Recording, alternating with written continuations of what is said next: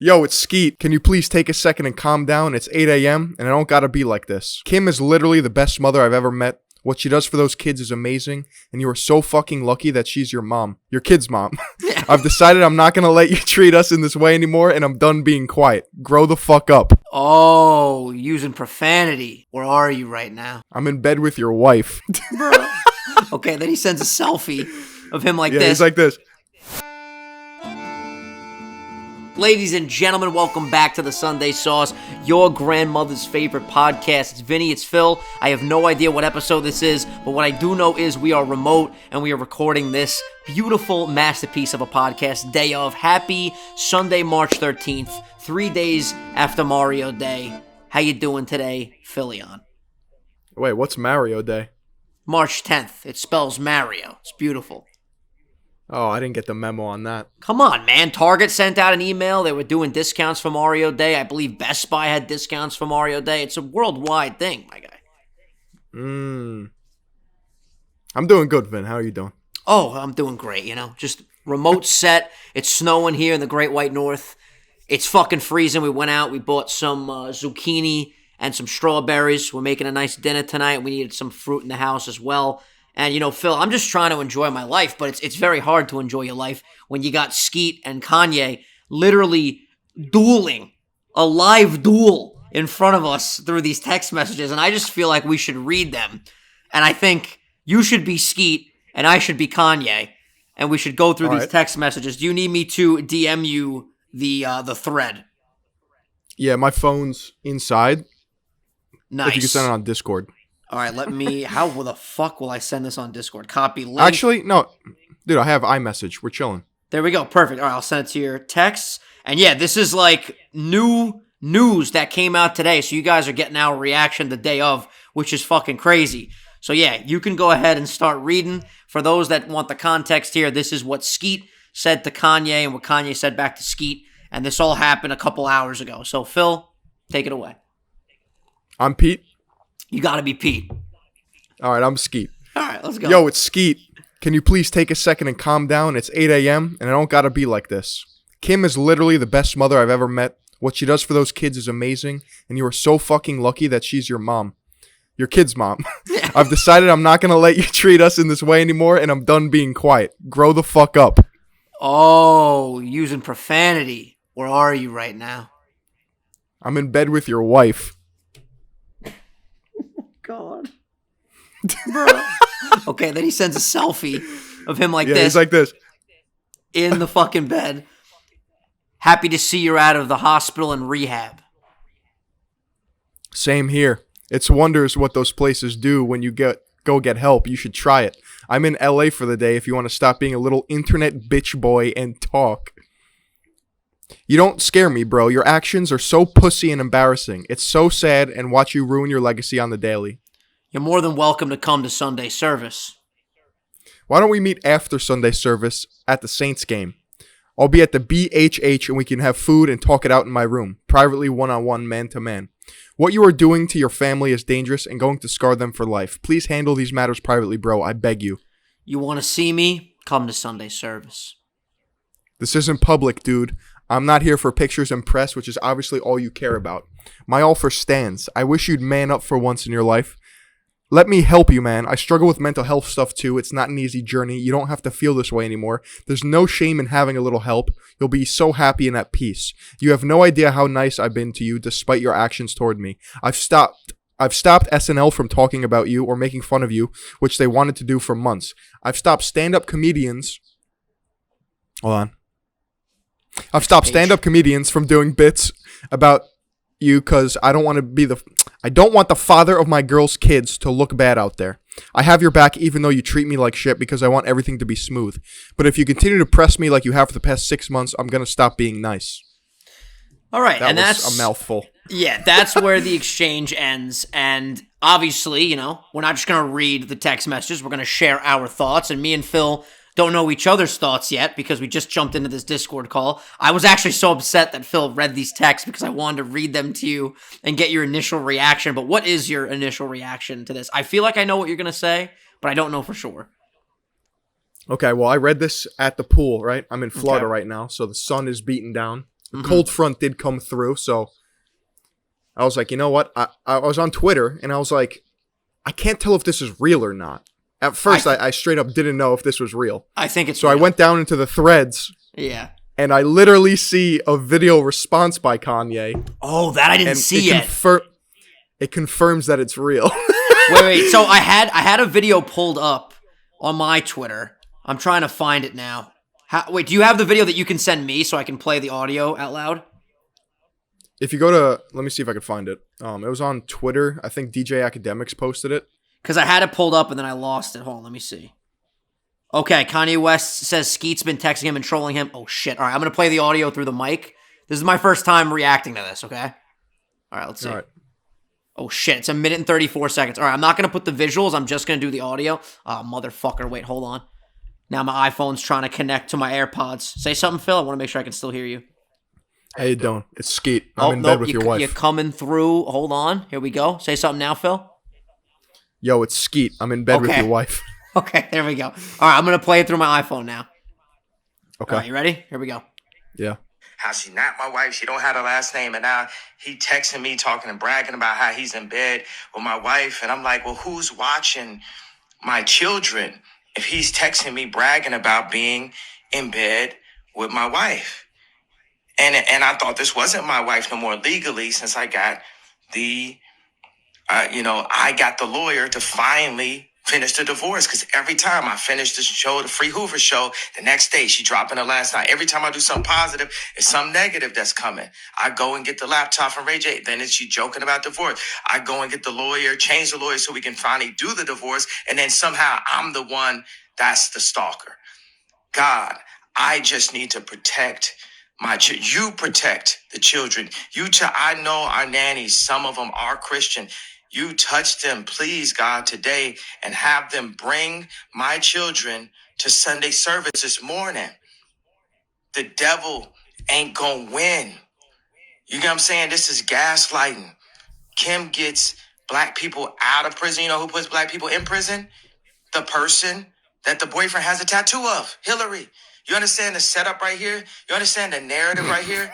God, please, in your son's name, our Lord and Savior, Jesus Christ, please make sure my kids come to Sunday service. Please. Amen. Oh, so you just straight up posted like a prayer just now. Well, that wasn't just now. That was a couple hours ago. All right. Cool. Lot to unpack here. All right, you start us off. All right, my first thoughts. I think Pete, or Skete, is very well within his boundaries to respond to Kanye in the manner that he did. Not necessarily the I'm in bed with your wife. That's a little weird. But I think he can stand up for himself in a certain way. And he said, listen, if we want to talk it out man to man in a room, we can have resource. Granted, these texts weren't supposed to be leaked, right? The weird thing is they came from Pete's phone, so Pete must have sent them to somebody that then leaked them, unless he just leaked them himself. But he was saying, let's keep it private, so because the blue bubbles are Pete. So that obviously came from his phone, which is interesting. So I think in the context that all of this was supposed to remain private and not get leaked, I think why don't you talk it out man to man, person to person, hash out all your differences. Maybe you can get to some sort of common ground here. But the fact that he sent a selfie. Well, that's where this gets so fucked up for me, because I agree with you. Like the part of it of saying, let's meet privately, let's discuss this, let's be two men and come to like a common ground. Yeah, that's all great, but it literally doesn't matter after you start off the conversation all tough and then Kanye asks where you are and you literally say in bed with your wife. It's like you're clearly trying to piss off Kanye and hurt him, and then you're like trying to be the nice guy, being like, yo man, I've been so nice behind the scenes, if you want to meet up and talk about this, we can. At that point, it's like, fuck you, we're not meeting up to talk about anything. You know what I mean? So I don't know what is going to happen moving forward, but in my opinion, what would have made Pete actually look amazing is if he would have take all the shit out of there about talking shit, just being like, yo Kanye, listen, with all due respect, I would love us to meet in person, and I'm giving you that courtesy to meet me in person because your narrative for the last 6 months has been very detrimental towards me, but I would still like to be the bigger person here, talk to you man to man, and work out some sort of understanding so that way we can move forward, leave this all private, and then publicly there has to be no more information coming out. Instead, he's like, yeah, I'm fucking your wife. Haha, here's a selfie. It's like, what are we doing at that point? Like, what is your message? Because the message gets confusing then, because then later on you don't realize, like, okay, is he actually being nice, like trying to provide Kanye with some sort of help? Or is it all just bullshit and he's just, feels bad that he just went savage mode and now he's actually trying to be nice? Like, what is the actual narrative here? You know what I mean? Yeah, it's a little weird. Also, I don't really understand the whole... Like, I know Kanye's got his Sunday services, like his mass thing, right? Mm-hmm. Now, apparently his kids were in California. Yeah. And he flew them out to, I think it was Miami or something. But North didn't get on the plane, right? And then Kim said North won't be at Sunday service, and that's what, like, trickled this entire situation today. Yeah, he's like, I want my kids to be at this prayer service. Kim texted Kanye saying North isn't going to be there. North had a sleepover. She's too tired or some shit. Yeah. And then he fucking bugged out. It's all just... I don't know. It's so, dude, I woke up today. I swear to God, it was the first thing I saw. I went on my Instagram, and I saw one of Kanye's videos, and then, like, there was a bunch of videos, a bunch of posts, whatever. It's tough because it would have been real nice for us to just come on this podcast today and say, wow, out of all the shit that Kanye said to Skete comes back and has a really nice and positive message. But no, what does Skete do? He talks shit back to Ye, which, listen, after being, publicly bashed for 6 months, like, did he just say, fuck it, I want to go back at this guy? Was that too far? These are just questions that I'm proposing. If you want to answer them, Phil, what do you think? I don't know. Okay. I don't think it was right. I don't think it was right for Kanye to depict Pete Davidson being killed and buried alive in a music video. Agreed, but the age-old saying, two wrongs don't make a right. You know what I'm saying, Phil? Right. No, yeah, absolutely. I mean, at this point, this is just getting crazy.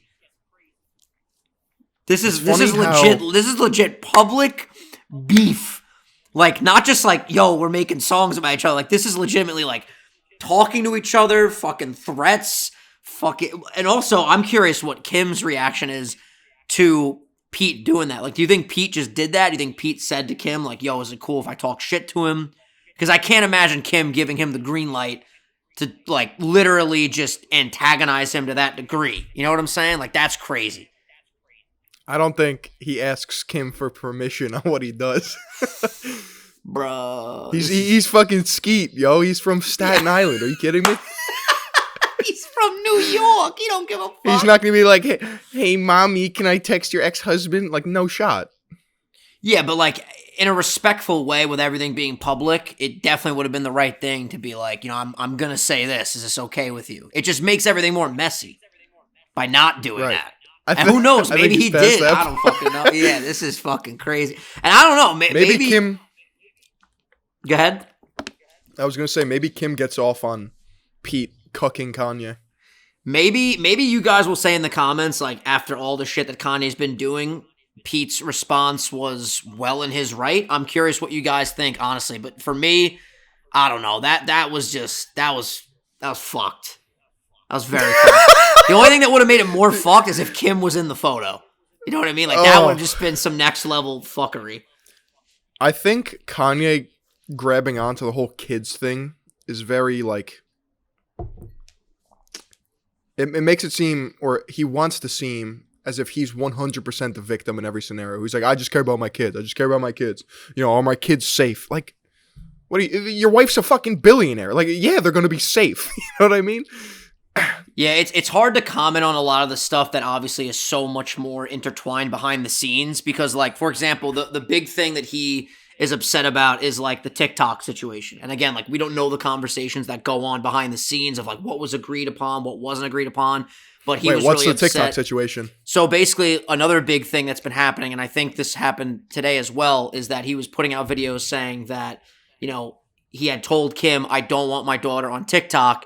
And then not only is his daughter on TikTok, but Kim and her are uploading video of, like, her in, like, full makeup singing, I don't know the exact song, but something like, I'm in love with an emo girl or something. Whose song is that?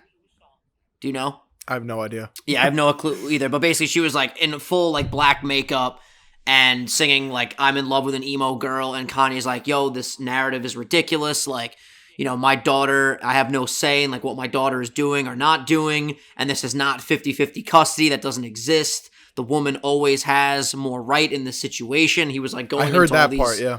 Yeah, he was going into all these like intricate details about it, and you know, that's again like that's things that I don't think that's anyone's business. It's like two people that are trying to figure out like what's okay for their daughter to do and what's not. Like, who gives a fuck about what Vinny and Phil or the rest of the world have to say about that? You know what I mean? But it's tough because it is in everyone's face, so people are going to share their opinions and they are going to comment. This shit just gets so messy and, like, honestly uncomfortable to talk about. Like, it's one thing for us to joke about the Skete and Kanye drama, but, like, when the kids are involved and shit with TikTok and all this other stuff, like, I don't even want to touch that shit. You know what I mean? I just find it so absurd, like, looking at this on the macro scale. It's crazy. How this is, like, being pushed to everyone and, like, nobody asked for it. And, like, not that we're forced to make an opinion. That's a great point. Like, we didn't ask for this shit. Not that we were forced to make an opinion on it, but it's fun to just like, it's just fun to talk about. I don't know why. Well, it's just so weird. It's the absurdity like, of it, right? What type of dystopia are we living in? It's just I mean, we've been saying this since we started the podcast. We're in just such a weird time where like shit like this is happening, and it's so out of the ordinary, but also like it makes sense for the climate that we're in. Like, yeah, people have Instagrams, like it's like a video diary where Kanye gets on there. He's just like dropping video of prayer and publicly stating all these things about his divorce. And then again, it's tricky, right? Because they're divorced. Then Pete's like, "I'm in bed with your wife," and then Kanye has a good point. It's like, "I thought she wasn't my wife anymore." So what are we talking about here? It's just like, what the fuck is going on, man? I'm gonna stay true to I hope everything works out. But I'm gonna be honest with you, dude. Some shit's gonna go down. This is not just gonna end in a fucking civil way. There's no shot. No fucking shot. I don't think Kanye is gonna do anything to Pete. I don't think Kanye's gonna do anything to Pete. I think Kanye's not known for being like a fucking like he's not. No, he's not. That's not him. I don't know. I just feel like there's way too much going on publicly for there to not be like some sort of thing that happens for either side. That's just gonna not be good. That's my point. I think. And could it all blow over? Yeah. Anything's possible. All right, here's a weird... Okay, I got 2 points. Number one, did you get the part where he was like, "I got the laptop from Ray J"? Did you know what that meant? It for sure has to do with something involving the sex tape. Apparently, Ray J and Kim have more videos on a random laptop, and Kanye went to Ray J's house to go pick up the laptop. I don't know what that has to do with anything that he just talked about. Like... maybe it was, again, I don't know anything about this. We're just talking about this now. Maybe Kim wanted the laptop because she didn't want Ray J to have more footage, and Kanye, being her husband at the time, went to go get it. And he's like saying it as if like, you know, you wanted me to do this, you wanted me to do that, and I took care of it, and now I'm asking you to not post our daughter on TikTok, and you're still doing it. That could be, you know, it. I don't know. Again, I'm just like spitballing here. I don't know shit about the intricate details of the situation over here. Wait, what was the like what? Why doesn't he want her on TikTok? His whole thing, I guess, is that she's just too young to be posting. How old is she? On TikTok. I have no idea. She's definitely younger than like the TikTok guidelines. I'm pretty sure, because that was his big thing, right? He was like posting screenshots of like the TikTok community guidelines being like, you can't upload if you're under, let's say it's 12. You can't upload if you're under the age of 12, and she is. And that's his like big point. And you know, it's tricky, right? Like, at what age do you let your kids use social media? And then it gets even trickier because your daughter has literally like 6 million followers on there. And I do remember, like, before they turned off the comments, bro, I think I brought this up on the show in a previous episode. People were literally leaving comments being like, "North, what's mommy's credit card? Hey, North, can you get me this Amazon gift card? Hey, North, has there been a tall, skinny white guy walking around your house?" It's like, you know, with the comments being on, that is definitely a fucking problem. Now they're turned off, but still, like, who knows what the fuck happens, you know, with messaging. And I don't know if you can turn off the inbox or whatever, but, It's Right. definitely it's a tricky environment. It's a tricky situation to My navigate. second point was, do you think there's ever going to be a family besides the Kardashians in our lifetime that's forced down our throat? Yeah, of course. I mean, there's always going to be like the it people to watch, and But, their like, shit's who's- just going to be all over the place. Who is after the Kardashians? I don't know who, but I I'll feel like- tell you why this happens, bro. It just feeds the machine. We've been talking about this for 20 minutes. A fourth of the podcast today is talking about it. Why? Because we put Skete and Kanye on the thumbnail. And then people go, oh shit, there was new news today. Well, let's see what Vinny and Phil have to say about it. And then if something else happens, people go to news outlets and Twitter threads because they want to know thoughts because the shit is crazy.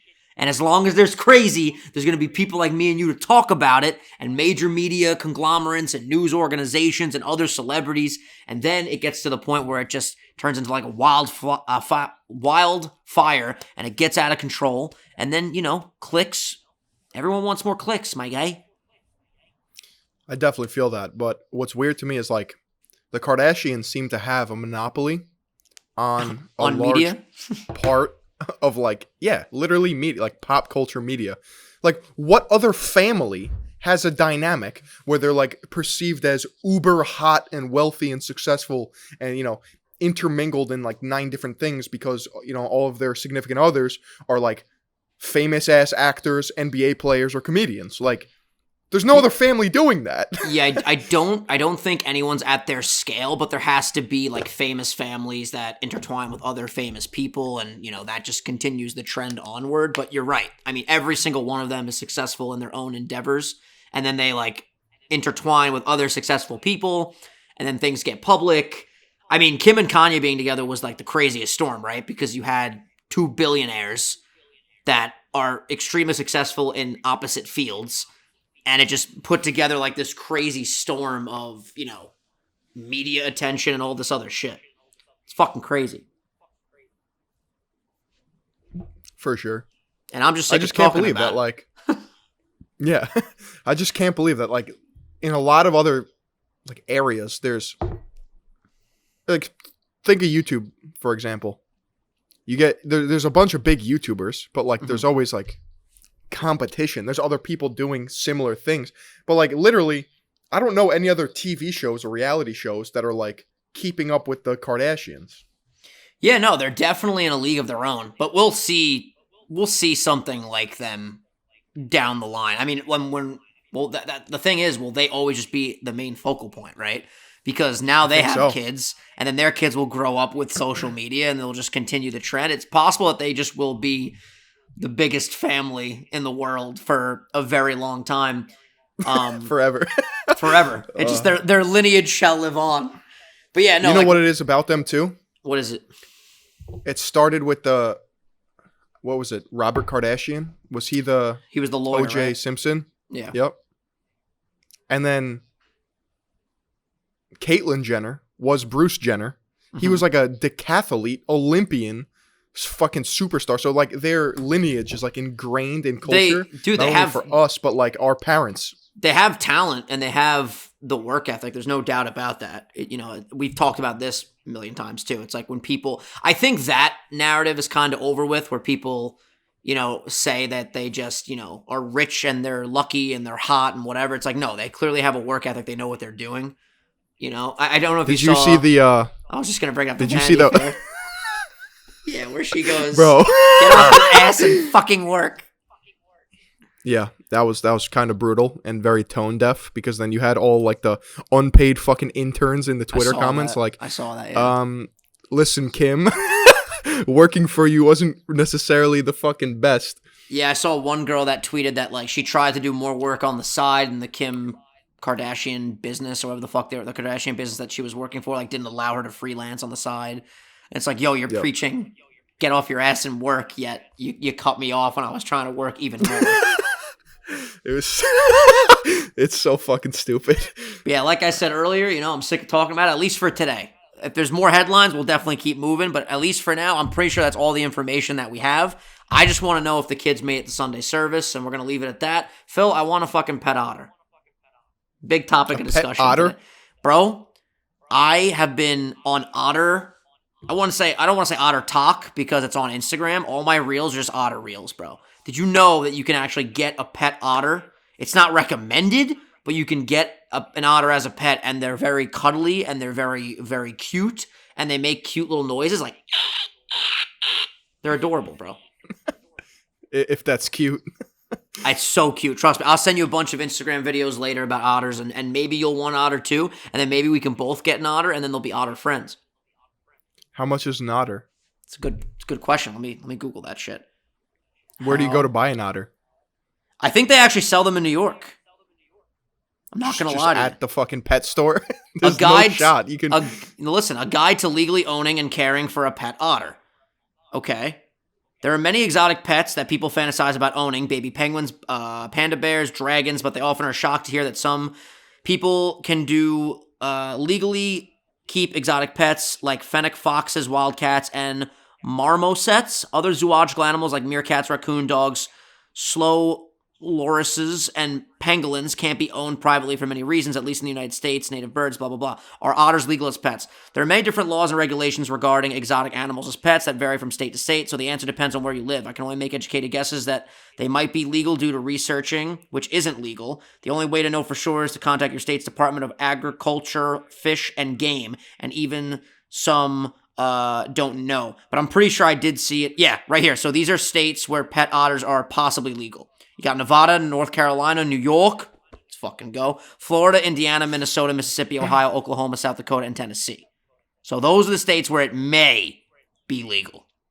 But I've seen a lot of pet otters on Instagram, man, and they look very happy and they're very taken care of. And I want a fucking pet otter, to be honest with you.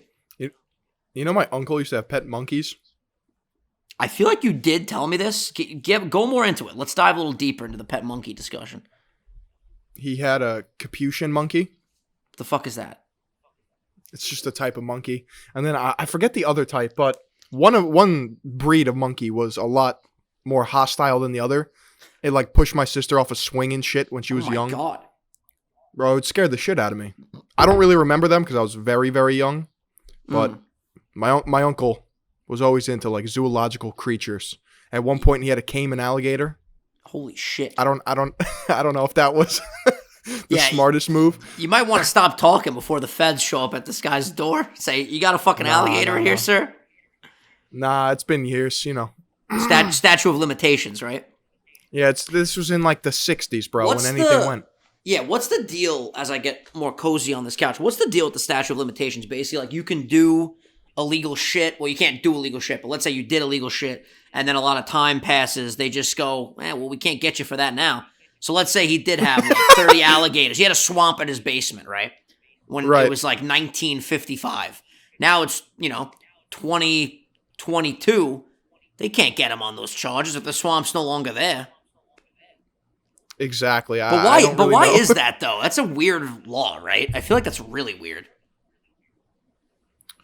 Well, it depends on what the law is, because, like, say there's, like, a serial killer out there. Obviously, they can be tried for all their stuff, right? From years ago. Or he's like, you can't get me. It's been 20 years. Well, no, yeah. I think depending on, like, the severity of the crime. What is the statute of limitations? A statute of limitations is a law that sets the maximum amount of time that parties involved in a dispute have to initiate legal proceedings from the date of the alleged offense, whether civil or criminal. However, the length of time the statute allows for a victim to bring legal action against a suspected wrongdoer can vary from one jurisdiction to another and the nature of the offense. Okay, so the key takeaways. The statute of limitations is a law that sets the maximum amount of time that parties in a dispute have to initiate the legal proceedings. The length of the time allowed under a statute of limitations varies depending upon the severity of the offense. Okay, yeah, so if you fucking kill someone, there's definitely no statute of limitations there. Like, murder is murder. But, like, I'm curious, like, what falls under, I think it's like this. Say me and you were neighbors, right? Okay. And one day I fucking kicked you in the balls really hard because you were mowing your lawn at 6 a.m. and I can't sue you 30 years later. Yeah, exactly. But I can sue you like a week later. For sure. You got to initiate the legal case. It kind of makes sense, though. Like, if you were sitting in a fucking courtroom and the judge was like, okay, well, why are you suing Philly on? I'm like, 30 years ago, he kicked me in the dick He'd be like, all right, well, are you fine? Then why the fuck are we here? You know what I mean? Yeah. It's weird. Dude, we talked about this on Frank's episode the week before last week, right? When did Frank come on? Was it last week, bro? Time's going by so Last fucking week. fast. It was last I'm week? on Island Boy time. Yeah. Yeah, bro. Well, you went from one island to the next. You went from Strong Island to fucking Florida. Well, Florida's not even an island. It's just a peninsula. Might as well be an island.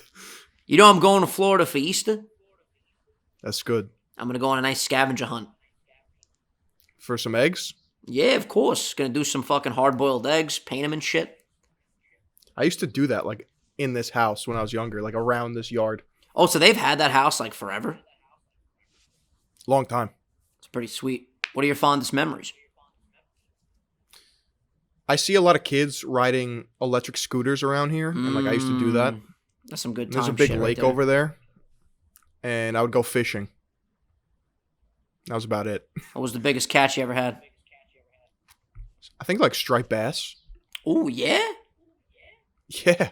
Yo, I caught a bass once on the 8th grade field trip. Had the biggest fish on the boat. I caught a shark in Fort Lauderdale, but that's not where I am.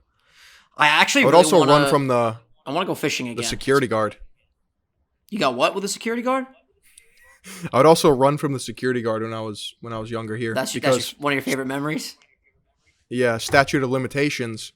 There's this place that it's like a clubhouse, right, with a pool, and Okay. it's gated.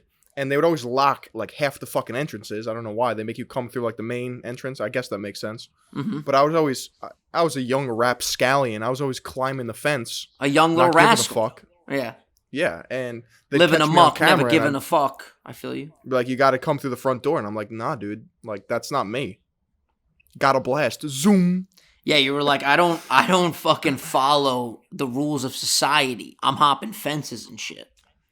Absolutely. I feel like I was always the kid in the group that could never hop the fence. All my friends were like No? fucking straight up orangutans, bro. Monkeys climbing the fence with ease. Me, I'm like, yeah, I'll meet you guys around the block. Very inefficient. Couldn't ride a fucking Speaking bike of- till the 8th grade. Had to ride that fucking scooter around. I was always I was slower. I was very slow in speed, you know? You know, and now you're doing good. Now I'm fast as fuck, boy. Speaking of legal disputes, you see Dr. Disrespect settled with Twitch? What was did we ever find out what happened with them, by the way? I know that was a big topic on our show. We just like never covered it ever again. No, because they settled, meaning they put X amount of money on the table, an absolute coin purse, And he just and he took it. Yep. Love that for him. It's rumored to be $7 million. That's what I heard. Yo, can I settle with someone? Sheesh. That's fucking crazy, bro. I mean, I got that off of an Asmongold video title, so that could be totally wrong, but that's what people are saying. $7 million settlement from Twitch for the damage to his reputation during the time that he was banned. Dude, that guy is a fucking behemoth. He goes live on YouTube, will have like fucking thousands upon thousands of viewers, and all you see is like member trains. Just an absurd amount of members. By the way, It's the two-time, baby. speaking of streams, bro, I'm telling you right now, I want to do a memberthon similar to Ludwig's subathon, but it's going to be a memberthon with strictly Pokemon. I was talking about this on my live stream before I came to the Great White North. Shout out Canada one time. But I'm thinking I'll start at like the very first Pokemon game, and I'll keep playing through all the games as long as we keep getting more members. The moment we don't get a new member, when that clock runs out, the stream will end. But if it keeps going, I feel I might be live for a week. But you're going to like sleep on stream, right? So that's the big thing about these subathon, memberthon things. I think what I would do is probably ask some friends to like crash at the house and have like rotations. So like I would probably go for like a 12-hour period, then sleep for like 8 hours, then come back, and then in that 8-hour slot have like Frank, for example, do it. And again, this is all just like hypothetical, just brainstorming out loud. You could come in for an 8-hour sesh. I feel like something like that would just be absolutely legendary. I just don't know how sustainable that would be, because after about 4 days, I think your body would start shutting down. Well, I'll be honest with you, Phil. If we got enough members to stay live for 4 days, I'm willing to just die on stream. Okay. You know me. I'm a little crazy. I'm a little bit fucked up. I got a couple screws loose. I don't give up. I don't surrender. Now, maybe what I should do, though, is a solo act. And I literally just, when I'm ready to go to bed, I'll fucking lay on the couch in the office, put the camera on me, mute the mic so nobody hears me snoring, and just fucking sleep for 6 hours. Wake up. You know what's continue weird it. about the whole subathon thing? What's like weird? Ludwig, he got the longest subathon. Mm-hmm. Was he the first one to do that? Like, I feel like people have done that before. No, I don't. There's no way he was the first one, but his was definitely like the most insane and like successful. I mean, his was Gotcha. fucking unbelievable. You know what I mean? That shit was crazy. But yeah, no, I feel like he that would be made- really cool. Like, imagine getting through every single Pokemon game, and the hype just gets so ridiculous, where so many people are becoming members that you're like, yeah, man, I might die, but at least I'll always be a symbol, like Batman. You know what I'm You saying, just Phil? don't even get past the starter Pokemon. Just literally just Nobody subs. nobody becomes a member. You just make it to like the first gym and the stream ends. Yeah. I did something kind of not. It wasn't a subathon, but I did a subtrain feature on a sleep block that I did on Twitch, and it literally went the entire stream. It was fucking crazy. There was like 1,000 new subs or something like that. It was bonkers. That is pretty bonkers. Did you see Yeah. the streamer awards? Yeah, so what was it? I saw Purple Cliff went. Shout Purple Cliff. He's another Pokemon creator. How do you like get invited to that, and who runs it? I think it's ran by like streamers themselves. Like, I'm pretty sure. I know Maya, which is Ms. Kiff's ex-girlfriend, and Cutie Cinderella, which is Ludwig's girlfriend. They were like I get not hostesses, but like the people that were like running the show. Okay. But all I know is it was absolutely scuffed, and which is kind of like Twitch's personality. Because they kept Scuffed doing, meaning what? Like nothing was set up, nothing was planned, nothing was like Oh, they kept doing like shit. the interviews. Like, it was fine, but like I just saw so many clips of like interviews with like streamers, and none of them could talk properly to the camera. And it was so awkward. I was like, what the fuck is going on here? I gotta watch it. Do you want to go through the winners? We can go through each category. Sure. I mean, I don't even. I have it I pulled know up. I have it pulled up right now. Here, just Okay. click that link, and we'll go back and forth. All right, so there was 27 awards given out. First one is Best Holy Battle shit. Royale Streamer, and the winner was ACEU. And you No idea had who that is. Nick Merckx, Imperial Hall, and Lulu Levely were nominated. Lovely. But, yeah, ACEU won. Phil, what do we got next? Lulu Lovely, she's a really good Apex Legends streamer. I know that. Oh, cool. Best MMORPG streamer. Okay. Esfon, Asmongold, Rich Campbell, and it's Will. You got Asmongold winning. I can totally see that. Yep. Then we got Best Roleplay Streamer. The three of those guys, Rich, Esfon, and Asmongold, they're all part of OTK, One True King. Gotcha. Okay. Roleplay streamer is Seer. He was also just inducted into One True King, and he does I'm pretty sure he's an actor. The interesting thing about Seer is that he was friends, literally like best friends, roommates with Onision back in the day. Did you know that? Holy shit! No, I didn't know that. I haven't heard that name in forever. Oh my god. And they had like a crazy falling out. And shit. Then he started streaming, but he does like roleplay ASMR where you ever seen American Psycho? No, but I've heard of it for sure. He's pretty convincing with his role plays. He does it's pretty funny, like a That's cool. Serial killer ASMR, but it's like totally self-aware. Like I'm gonna fucking kill you. You're gonna fucking die. Yeah. I'm gonna stab you and the blood's gonna come out, and then I'm gonna eat the blood because I'm a vampire serial killer. I could do ASMR serial killing for sure. I think you can too. For The other sure. roleplay streamer that I know here is Critical Role, and they had literally the biggest. Well, they were the most paid on Twitch for the past 2 years. Oh yeah, you told me And about they them. they do the Dungeons and Dragons fucking streams. I don't know. Like, they're all famous voice actors. Yeah, the next but one, they're, like, best the roleplay biggest- streamer. They're on here. Critical Role, Dungeons and Dragons. Then you have Rafflegator, who does VR chat, Murder Crumpet, VR chat, and then CYR1 for Rust. Yeah, that's Sear. Yeah. Oh, that's how you say it, Sear? Yeah, we just went over that. I literally thought it was CYR, and I also thought that you were still in the previous category, and I didn't realize that we even moved on to best roleplay streamer category. Nah, so we got best FPS streamer, first-person shooter, Shroud, Super TF, Tarek, and Tens. All I know is Shroud there. I've never heard of these people. I know Shroud, but Tarek won. Then we got best Super Smash Bros. Streamer, Hungrybox, That's an Mango, interesting... yeah, IBDW, and Leffen. By the way, if I'm saying any of these names wrong, I'm so sorry. I'm doing my best, but Mango won. Shout out Mango. Ooh, so Hungrybox is the OG Jigglypuff player. That's sick. He's like a god at fucking Jigglypuff. Leffen, I'm pretty sure, used to be the best in the world for Melee. I could totally be wrong. But Hungrybox and Leffen, I'm pretty sure, are like the most competitive. Mango, I could also be wrong. I'm pretty sure Mango just got banned from competing in Super Smash Bros. For the past 6 months. Oh, shit. What did he do? Let's see. Yeah, look Mango into that. banned. Yeah, it's interesting. You definitely know a lot more of these creators than me. I wonder, is this on YouTube as well, or is this just for Twitch? I have no idea, dude. Yeah, we gotta figure that out. If you guys can let us know in the comments, that'd be dummy OP. I literally could have just made that up. But I'm sure the comments will correct us. As someone in the fucking Smash Bros community was just banned from competing. I know that. They were just too dummy OP.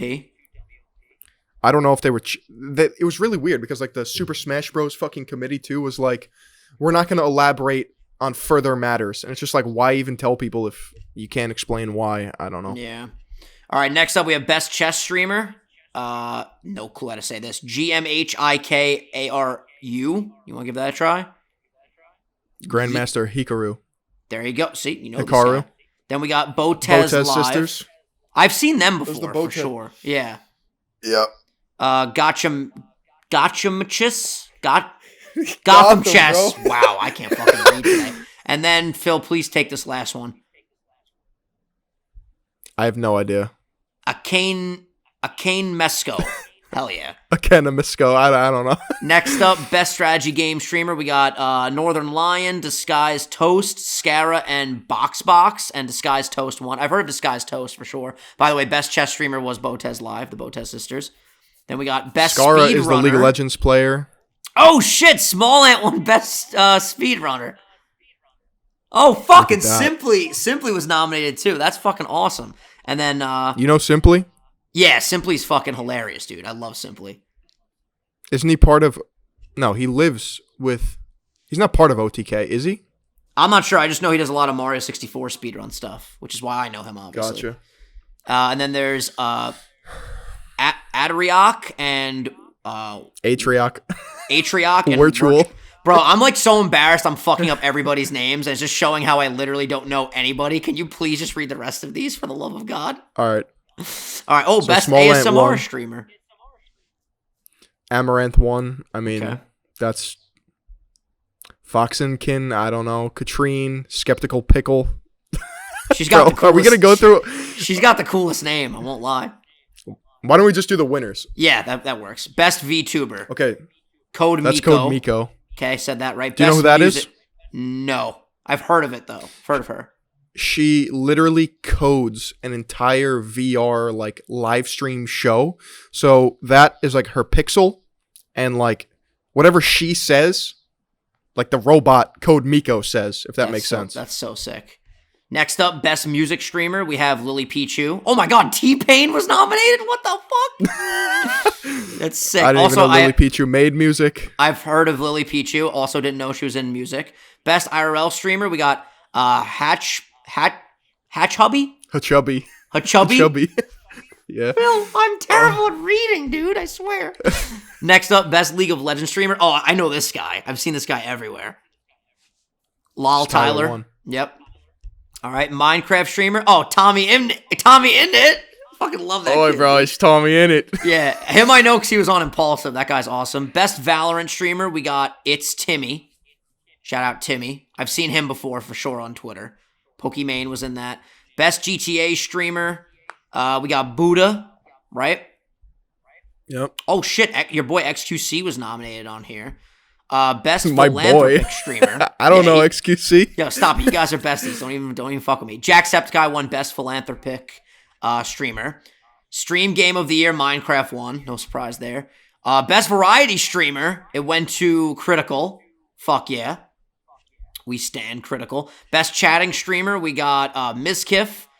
Best streamed event, the Germa 985 Dollhouse. Not sure what that is, but fuck yeah.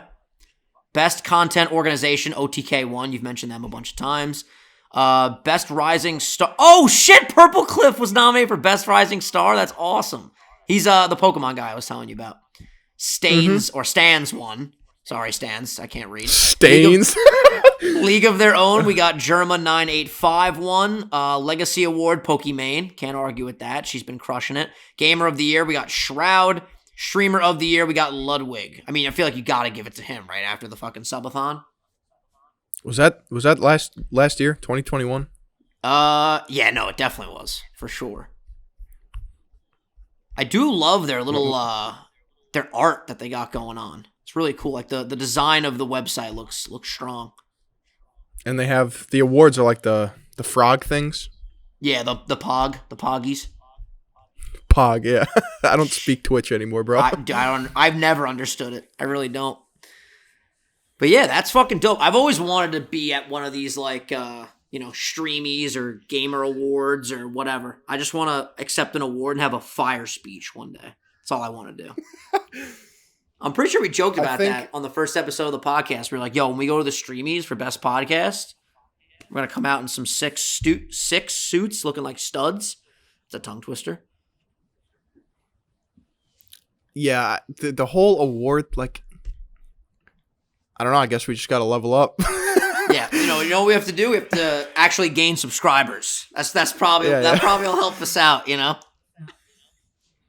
The good news is I'm meeting with a YouTube rep tomorrow, and I'm gonna find out about the join button for us. Also, people were saying that we've always had the join button, but I don't know if that's just Android users and maybe iOS people don't see our button, but when I go on my phone, I do not see the join button. And by the way, if you guys want to become members on our podcast channel, then you get an extra episode every single Wednesday. We have like literally over 40 episodes. But yeah, I'm on the page right now. I don't see a join button.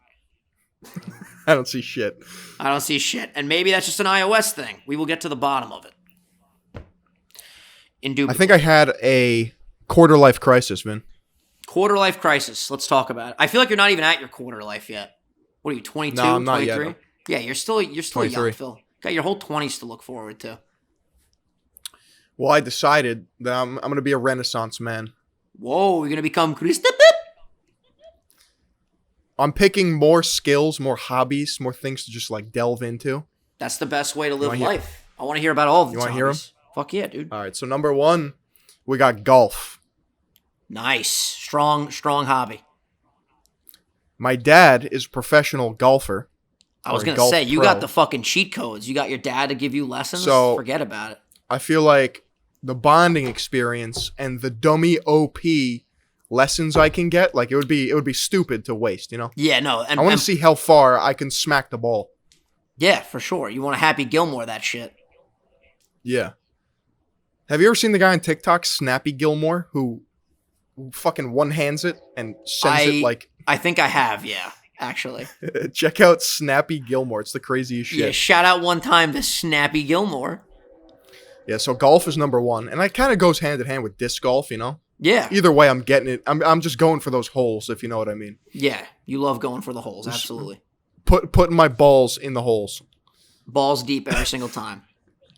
The second thing is film photography. I bought a film camera from 1970. Oh, yeah? Do you have it with you, or is that Strong Island? No, it's being shipped from Japan. Oh shit! What is the brand? Olympus. It's an Olympus OM1. OM1. Olympus OM1. Let's see what we got. Ooh, this is beautiful. Sexy, right? So now, is this for recording video or for just photos? Photos. So we're getting into some photography, my guy. Absolutely. Analog style. So the cool thing about the OM1 is that it's fully mechanical. so you can adjust for aperture, ISO, Ooh, fucking a lot of everything. customization. Whereas some of the film cameras after like 1970 or even before, just depending on what body the camera is and shit, some of them are like aperture priority mode, and you can't set every single part of it. And I'm just trying to like master some shit, if you know what I mean. See, I already have the idea for you of you going to the golf course and taking some lovely old school photos of the old green. Yeah, combining the two hobbies into one. Listen, I'll model for you. I'll get a nice little golf outfit. Forget about it. I'll take some sick pics of you. I just want that like old school Italian golf hat. That's all I need in my life to be happy. And I'm going to shoot on... So I didn't know this, but different types of film, obviously it's 35 millimeter film, but different types of film have different looks. So I went with Kodak Gold 200. Ooh. Because I think that's like a good starter film, and it's like a nice teal color. I like when the shadows have a hint of teal in it. I don't know why. I like that. Strong. Like a nice retro style. Absolutely. And then the third thing, I want to get better at history. Yeah, you want to read some books? Well, I started reading again here in Florida. I bought a book at the airport, and I crushed 100 pages of it. And you didn't fall asleep? Which is like, no, it's the most I've ever read in a long time. Shit, dude. I'm sorry. I didn't know I was recording a podcast with an absolute thespian today. Sheesh. Yeah, it's called Tipping Point by Malcom Gladwell. The Tipping Point. What is the synopsis? He wrote... So basically, it's the idea that change happens not slowly over time, but rather instantaneously after a tipping point. So... The moment of critical mass, the threshold of the boiling point. Exactly. Well, he makes an analogy. It's like, not much is different between 32 degrees Fahrenheit and 33 degrees. But the fact of the matter is, literally everything is different, because you can wake up when it's 32 degrees and you have snow everywhere, whereas it's 33 and you're just looking at rain. You know what I mean? But it's only 1 degree higher or lower. But I get what he's saying. Just that 1 degree can make a world of difference in your life. Exactly. He goes on to give a bunch of other different examples. Like, years ago, there was a type of shoe called a Hush Puppy. I've heard of that. And the Hush Puppy brand was going out of business like quick. They were fucking floundering. Yeah. And a couple of select kids in East Village, New York, started wearing them. Of course. Like, that might be like the equivalent of like hipsters in Brooklyn wearing fucking scarves. I don't know. Okay. Right? But it's the idea that a select few individual people decided to make something happen for whatever reason that then got connected to, say, a fashion designer that then decided to integrate the Hush Puppy silhouette of the shoe back into fashion for the next fucking 30 years, and the shoe exploded in sales for no fucking reason other than a very select few people wanted to wear them. Just like that perfect storm, i.e. the boiling point. Yeah, so it's the idea that epidemics, or like a giant movement of change, happens from very small, select instances. And it's not about how many, it's rather about who is around, if that makes sense. Now, how does it help you, though? Does it just make you become aware of the fact that like specific things just a little bit further in one direction or the other can drastically impact your life? Or does it give you like real world examples of like how you can use this information to like actually progress further? A little bit of both. That's cool. Right now, he's like laying it out in front where it's like he's explaining how all of this happens. And then there's like a little bit of detail about how you can apply it. One of the easiest examples to understand is like, according to his book, there's 3 types of people. There's connectors, mavens, and salesmen. Connectors are people, and I would honestly consider you a connector, because if I were to like lay out like my friends, a lot of them are connected through you. Like, you're just very personable. You have a lot of acquaintances. You're very sociable. Like, everybody knows Vinny, you know what I mean? Big into like networking, that type of idea. Yeah, but it's not like you go out of your way to even do that. It's just like part of who you are. Gotcha. Like, as a person, you're just a connector. Like, you're the fucking dude. That's cool. Whereas, like, I I'm feel a cool little as bit... shit with that category. Yeah, I like that. I like being a connector. Connectors are important for a lot of reasons. For example, you know Paul Revere? Yeah. The British are coming, that guy? The guy. Exactly. Yeah. So at that time, Paul Revere was like a fucking like major connector back in colonial America. And that was why his message was able to be like amplified so well because another guy, I'm pretty sure his name is Robert Dawes, did the same exact midnight ride that he did. He got the same message, but people don't fucking care about. No one gave a shit. They're not as connected. Well, not only did they not give a shit, but because Paul Revere was a connector, he knew which doors to knock on, which people to alert to get the message amplified the most. That's very cool. The second type of person, sorry that I'm rambling. No, I'm loving maven, this. This is a very interesting conversation. A maven is somebody who wants to keep the marketplace in an honest state. So it's people who enjoy couponing. It's people who enjoy getting deals. It's people who enjoy shopping, helping other people like maximize their finances, and obviously it can bleed into other things too, for the sake of the greater good, not necessarily for their own like saving money, if that makes sense. Okay. And it's people who, I don't know if you know anyone like this, it's like people who get joy out of like solving other people's problems. It's like they get pleasure out of solving other people's problems, which helps them solve their own problems. Yeah, that makes sense. And then there's salesmen, who are people who are just naturally persuasive and can get messages across a lot better than other people. Very interesting. Where do you feel like you fall into? Well, I'm not like, so mavens are also like characteristically like, I don't know if this is scientifically fucking proven. I don't know if this is just his theory, but a lot of it is applicable if you want to like take and choose from that shit. Yeah. Mavens are people who are obsessed with like numbers, dates, times, and they're very like organized, it seems. I would say I am, if I were to like put myself in one of these, and you can be more than one too. Like I kind of like looked at people in my life and I just realized that like my grandma is one, a connector, and two, a maven. Like her entire personality just fits those two exact things, and I think that's why she was able to find success in her life. Yeah. If you were to apply the principles to the book, I would probably fall under the salesman approach, because like it has to do with like I don't want to like boast or anything, but if I were to just like put my skill set, I just see it falling more in line with like the salesman. Like I'm able to be persuasive with my words. Yeah, I would agree. I think you can definitely have attributes as well from all three categories, and like it. Right. If you have all three, it can definitely make you like well more rounded and like a overall better individual. I'm just a fucking schnoot-tuber, dude. I don't know what to tell you. Absolutely, bro. Well, when you become truly Dummy Braxton, that's when you're all three: the salesman, the connector, and the maven, and then you're just breezing through the competition. Well, I read the connector part. I read the maven part. I'm in the middle of the salesman. No, I think I finished the salesman part, but it's cool. It's a good book. Have you read Outliers or heard of Outliers? I think I've heard of that. Well, it's Malcom Gladwell. It's the same guy. Basically, like he takes a very scientific approach and gives like studies and stuff that like back up his points. Like one of the points in Outliers is that a ton of NHL hockey players or professional hockey players are born in like February and have winter birthdays. And that's due to the fact that when you're younger in hockey leagues, those birthdays are like the oldest kids in the cutoff in Canada or something like that. Therefore, they're the biggest and strongest and are able to excel in the leagues. So it's kind of like redshirting.